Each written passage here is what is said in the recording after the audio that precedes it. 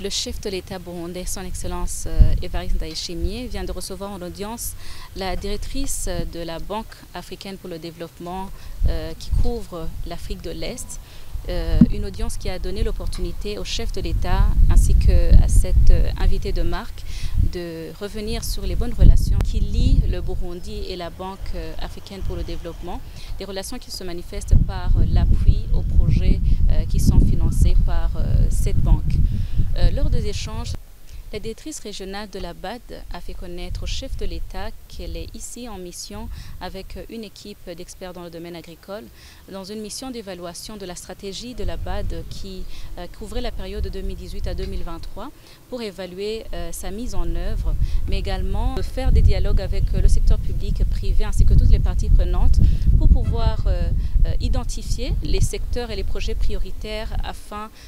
d'en tenir compte pour la nouvelle stratégie qui va s'étaler jusqu'en 2028. Lors des échanges, la directrice régionale a félicité vivement le chef de l'État burundais parce que l'évaluation a montré des progrès très significatifs réalisés par le Burundi du point de vue politique, du point de vue social, mais également du point de vue économique, où, comparé à d'autres pays, la vie de la population burundaise est abordable. La directrice régionale a également félicité le leadership éclairé de son Excellence Évariste Ndayishimiye, qui est un chef visionnaire et surtout qui est aux côtés de la population, où on le voit beaucoup plus sur terrain et qui suit de près la mise en œuvre des projets de développement. Elle a également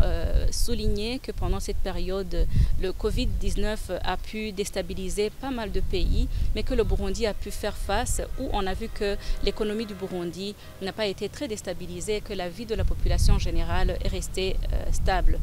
La directrice régionale a fait connaître aussi au chef de l'État burundais les projets prioritaires qui sont envisagés, notamment de soutenir davantage le Burundi vers la promotion du secteur agricole, notamment dans les projets de compact agricole, l'aménagement de la plaine de la Rusizi, également le soutien aux projets d'agropole, le soutien aux assistances techniques pour les experts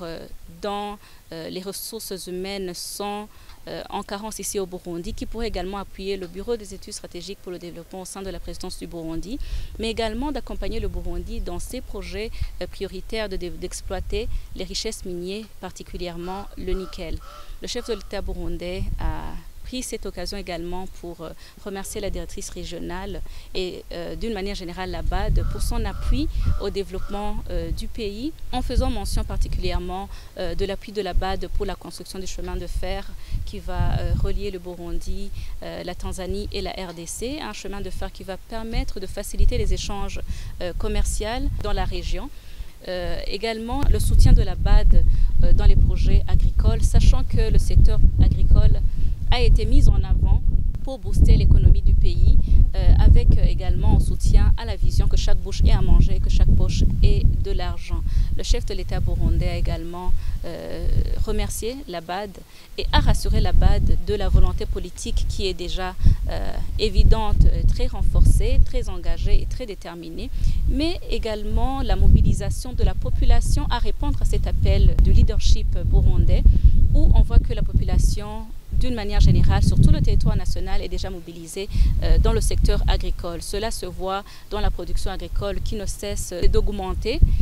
Nous voyons également au niveau des jeunes qui sont mobilisés, où on remarque même le phénomène d'exode urbain, où on voit des jeunes de la ville qui vont organiser et mettre en œuvre leurs projets agricoles à l'intérieur du pays. Tout cela manifeste que le Burundi est prêt, que ce qu'il faut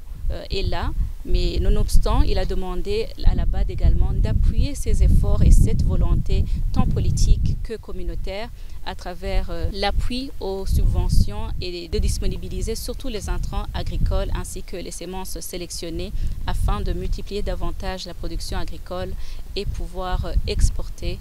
et booster l'économie du pays par la même voie.